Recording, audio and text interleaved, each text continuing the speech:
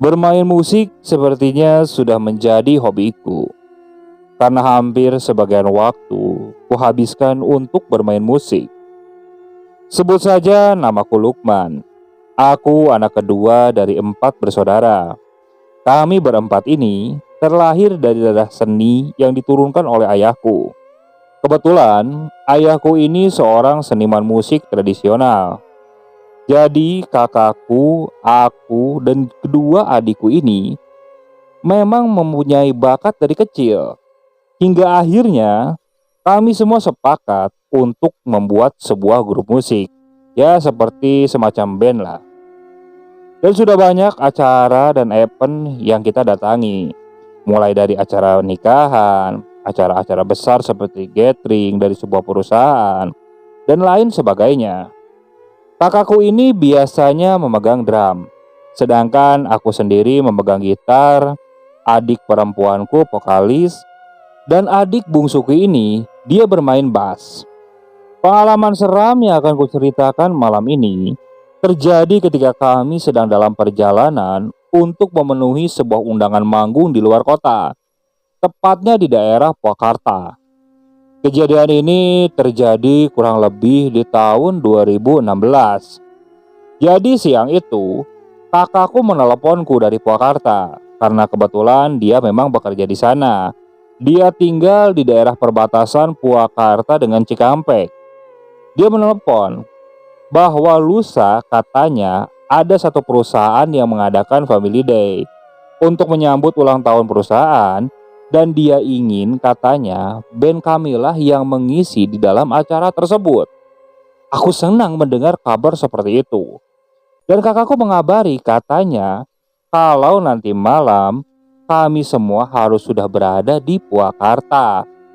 Tapi saat itu aku bilang kepada kakakku, karena aku juga sedang bekerja di sebuah perusahaan yang ada di Bandung, dan saat itu pekerjaanku sedang padat-padatnya.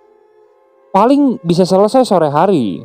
Jadi saat itu aku bilang kepada kakakku, aku paling berangkat malam. Di situ kakakku langsung menutup teleponnya. Aku menelepon kedua adikku. Aku menyuruh kedua adikku supaya berangkat duluan, biar nanti aku sendiri yang akan menyusul ke sana. Namun adik bungsuku yang laki-laki, dia menolak. Dia ingin pergi bersamaku. Sedangkan adikku yang perempuan, dia berangkat duluan menggunakan travel.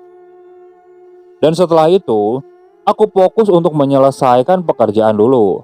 Karena kata kakakku, mau tidak mau malam itu kami sudah di sana. Karena besok paginya kita harus latihan dulu. Karena memang kalau mau manggung mau tidak mau kan kita harus prepare musik, latihan dan lain sebagainya. Singkat cerita, pekerjaanku sudah selesai pada pukul 5. Setelah itu aku langsung pulang ke rumah. Di rumah, adik bungsuku sudah menunggu.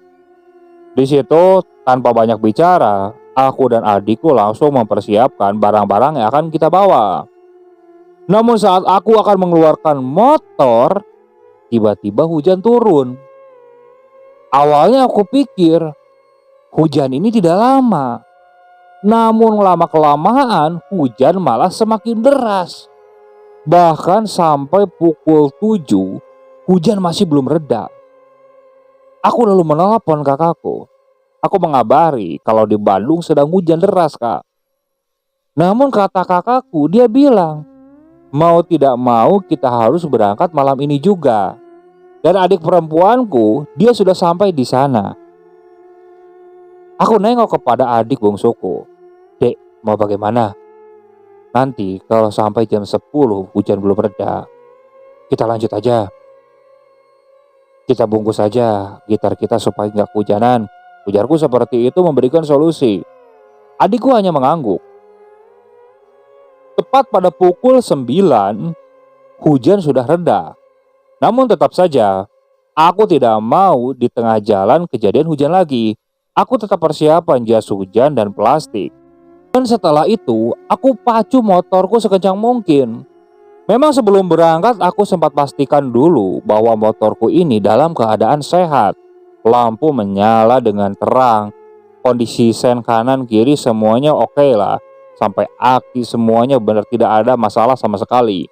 Karena aku khawatir bisa-bisa motorku kalau misalnya dia tidak sehat, terjadi trouble di tengah jalan.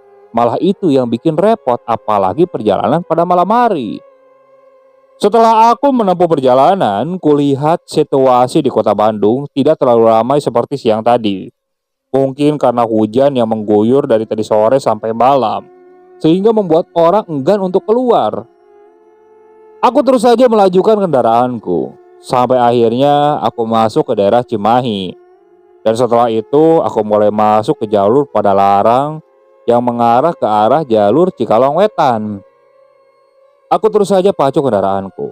Nah, setelah masuk ke jalur antara pada larang menuju Cikalong Wetan, kulihat kendaraannya sangat jarang yang lewat ke sana. Bahkan hampir bisa dihitung oleh jari. Aku memacu motor juga tidak terlalu kencang. Kali ini aku pelankan karena situasinya benar-benar gelap. Dan tak berapa lama saat itu tiba-tiba aku masih ingat. Saat aku melewati sebuah jalan yang kanan dan kirinya itu toangan atau banyak pepohonan. Tiba-tiba motorku mati. Aku langsung menepi ke kiri. Aku sempat bingung karena kondisi motor tadi baik-baik saja. Aku coba cek businya. Aku coba selah beberapa kali. Namun akhirnya motor kembali nyala. Namun lampunya yang kini mati. Di situ aku sempat bingung. Karena jalanan yang harus kita tempuh itu banyak melewati jalur-jalur sepi. Yang otomatis lampu penerangannya itu sangat jarang. Kalau saja di sini ada kendaraan yang lewat, mungkin kita bisa mengikuti kendaraan tersebut. Namun ini tidak ada sama sekali. Aku sempat diskusi dengan adikku saat itu. Adikku sempat menyarankan supaya kami pulang kembali saja ke Bandung. Karena kalau memaksakan dengan situasi seperti ini, itu sangat membahayakan. Aku sempat berpikir. Di situ, aku bilang kepada adikku, gimana kalau kita nekat saja? Karena sudah nanggung. Kalau kita pulang lagi, besok baru siang kita latihan, takutnya tidak keburu. Adikku sempat terdiam mendengar saran seperti itu. Hingga tak berapa lama dia mengangguk. Akhirnya aku naik kembali ke motor. Adikku naik dibonceng di belakang. Aku mulai melajukan motor dengan menyalakan lampu sen saat itu. Ya walaupun penerangannya sangat kurang, tapi minimal tidak terlalu gelap lah. Aku tidak bisa dengan cepat melajukan motor, benar-benar pelan. Khawatirnya aku malah terjerumus masuk ke selokan atau lain sebagainya. Ada mungkin sekitar 3 kilometer. Hingga akhirnya karena jalan yang kita lewati benar-benar gelap, aku menepi kembali. Saat aku menepi kembali, tiba-tiba ada sebuah truk yang menyalip kami. Di situ tanpa pikir panjang, aku langsung pacu kembali motor. Ku ikuti truk itu di belakangnya. Aku lihat truk itu sepertinya memuat pasir. Bak belakangnya berwarna oranye. Plat nomornya aku masih ingat saat itu. Terus spakbornya berbahan karet yang sebelah kanannya sobek.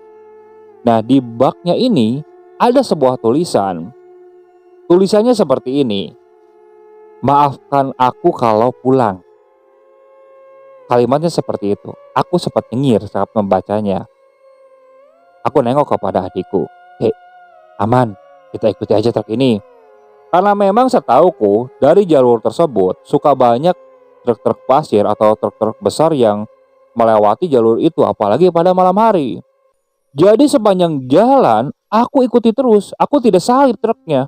Supaya lampu belakang tersebut bisa menerangi sepanjang perjalanan kami. Cukup jauh kami mengikuti truk tersebut. Hingga akhirnya di sebuah titik tepat di daerah sawit, kulihat ada sebuah kemacetan panjang. Truk tersebut berhenti. Kita nyalip truk itu. Tanpa menengok, kita langsung melaju ke depan. Kemacetannya cukup panjang. Karena situasinya terang, kita tidak terlalu khawatir dengan penerangan. Hingga akhirnya kulihat sumber kemacetan itu adalah sebuah kendaraan yang mogok. Kendaraan itu sepertinya mogok ataupun kecelakaan karena kulihat di bagian mobilnya itu seperti rusak-rusak. Tapi aku hanya bisa melihat selintas. Hanya adikku yang melihat dan memperhatikan seperti sesama pada truk tersebut. Karena yang terparkir itu ada sebuah truk. Aku terus melaju ke depan. Aku pikir nanti aku akan mengikuti kendaraan lain saja di depan. Aku terus saja melajukan kendaraanku.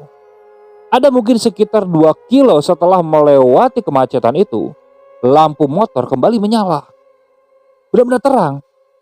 Di situ aku berpikir, motor mungkin baik-baik saja kan? Aku terus melajukan kendaraanku. Namun setelah itu, anehnya, adikku tidak banyak berbicara. Tidak seperti tadi. Kalau tadi sampai aku mengikuti truk, adikku masih ngoceh, mungkin untuk mengusir ngantuk. Tapi kali ini, adikku banyak diam. Aku sempat tanya, khawatirnya dia tidur di motor. Tapi nyatanya tidak. Dia hanya menjawab iya, tidak, iya, tidak. Aku biarkanlah, mungkin dia mengantuk. Namun saat sudah masuk ke daerah Sukatani, di situ situasi mulai sepi kembali. Namun lampu motorku yang tadinya menyala, tiba-tiba mulai redup, akhirnya mati. Di situ aku langsung berpikir, pasti ada konslet dari motornya. Aku sempat tengok ke belakang, ke arah spion. Di belakang tidak ada kendaraan yang dekat. Situasi di kanan dan kiri itu masih ada rumah-rumah, jadi tidak terlalu gelap. Aku mulai mempelankan kendaraan motorku. Khawatirnya karena aku tidak hafal jalan, aku masuk ke lubang atau lain sebagainya. Hingga beberapa lama, dari depan aku melihat kembali. Ada sebuah truk yang melaju pelan. Aku mulai kencangkan motorku. Hingga akhirnya aku sampai di truk tersebut. Awalnya aku hanya melihat lampunya. Namun saat aku memperhatikan lebih seksama, ternyata itu truk yang tadi aku ikuti saat aku mati lampu tadi. Loh, kok bisa? Truk ini tahu-tahu ada di depan. Padahal tadi setauku truk ini terjebak kemacetan. Dan dia belum pernah nyalip. Aku juga belum berhenti sama sekali. Aku mulai heran. Karena aku hafal betul plat nomor dari truk ini. Baknya sama. Tulisannya sama. Semua sama persis. Di situ aku benar-benar heran. Karena aku tidak ada penerangan sama sekali. Mau tidak mau kan aku mengikuti truk itu.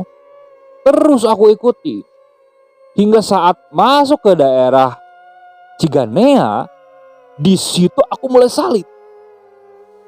Namun saat aku salib, aku mencium ada aroma tidak enak dari truk itu. Benar-benar tidak enak. Hampir seperti bau busuk. Padahal truk ini hanya mengangkut pasir. Tapi kok menimbulkan bau seperti itu? Aku tidak sempat menengok ke arah supirnya. Aku pacu motorku hingga menyalip truk itu. Terus aku melajukan motorku. Namun saat aku mulai masuk ke arah kota di daerah Purwakarta, lampu motorku kembali menyala. Sungguh aneh. Benar-benar aneh. Apakah ada konslet? Aku tidak mau berpikir macam-macam saat itu. Aku coba ajak komunikasi adikku. Adikku saat itu mulai menjawab normal.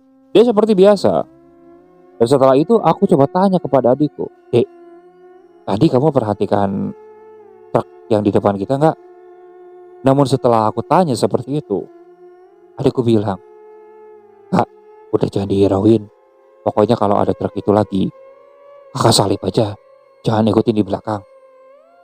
Emang kenapa, Dek? Udah, pokoknya ikutin saja saran adik ya. Ucap adikku seperti itu. Aku mulai heran kan. Tapi aku ngerti kenapa adikku tidak mau bercerita. Mungkin karena kita masih di jalan. Setelah melewati Polres, Saat itu aku temui jalan yang menurun. Situasinya sepi, tidak ada kendaraan yang lewat. Nah, saat kita masuk tikungan yang kalau tidak salah di kanan ada sebuah gereja. Nah, di situ kita melihat kembali truk tersebut. Truk itu melaju di depan kami. Aku hafal betul. Truk yang berwarna baknya oranye bertuliskan, "Maafkan kalau aku pulang." Aku langsung merinding. Entah kenapa, perasaanku langsung tidak enak. Benar-benar tidak enak. Adikku langsung menepuk pundakku supaya aku nyalip truk itu. Tanpa pikir panjang, aku langsung nyalip truk itu. Karena posisi saat itu, lampu motorku juga mati. Entah kenapa. Aku nyalip truk itu, aku sempat noleh ke arah supir. Namun anehnya, dari arah supir, walaupun kacanya terbuka, aku tidak bisa melihat supir tersebut. Di dalamnya benar-benar gelap, sangat gelap. Padahal kalaupun gelap, harusnya masih terlihat ada siluet supir kan. Ini tidak sama sekali. Malahan aroma bau tidak sedap itu semakin menyeruak. Aku pacu gas motorku. Aku salip terus kan, sampai jauh meninggalkan truk tersebut. Aku sempat perhatikan dari arah spion. Ini truk jangan-jangan ada yang tidak beres. Jangan mikir kayak gitu. Pikiranku seperti itu kan saat itu. Hingga akhirnya kita melewati lampu merah sadang. Karena dari situ aku pikir rumah kakakku sudah tidak terlalu jauh. Rumah kakakku ini setelah melewati lampu merah Kopo, mungkin jaraknya sekitar 1 kiloan lah dari situ. Nah, aku mulai pacu motorku tidak terlalu kencang. Setelah melewati stasiun Cibungur, kita mulai masuk jalur sepi lagi. Karena kalian tahu kalau pernah melewati jalur Purwakarta, jalur itu jalur sepi. Memang malam sering ada kendaraan yang lewat, tapi sangat jarang. Apalagi yang mendekati pukul 12 malam. Saat melewati sebuah tugu, di situ aku melihat kembali ada bayangan truk di depan dengan cahaya lampu belakangnya yang berwarna merah. Di situ perasaanku sudah tidak enak. Setelah dekat, aku hafal betul, itu truk yang tadi. Plat nomornya, tulisannya benar-benar sama persis. Namun kali ini saat aku akan menyalip truk tersebut, truk itu menghalangi. Ketika aku akan menyalip ke kanan, dia menutup jalur. Aku buang kiri, dia juga menutup jalur ke kiri. Di situ aku mulai dongkol. Ini supirnya main-main. Apa jangan-jangan dia niat gak bener kan? Akhirnya aku banting ke kanan hingga batas jalur yang lawan. Di situ aku pacu motorku hingga akhirnya sejajar dengan supir. Aku tengok, "Woi, yang benar bawa mobil." Ucapku teriak seperti itu. Adikku di belakang, dia sudah menepok-nepok bahuku supaya aku maju cepat. Tapi aku yang sudah dongkol, aku ingin lihat supirnya seperti apa. Hingga tak berapa lama, di situ bau busuk benar-benar tercium. Dan setelah itu, aku melihat supir itu tiba-tiba keluar. Namun wajahnya benar-benar hancur. Dia menengok ke arahku. Tanganku yang memegang stang motor benar-benar gemetar. Ingin rasanya aku melajukan gas. Tapi entah kenapa tanganku ini sukar aku gerakan. Hingga tak berapa lama kulihat kepala dari supir itu menggantung dari lehernya seperti hampir putus.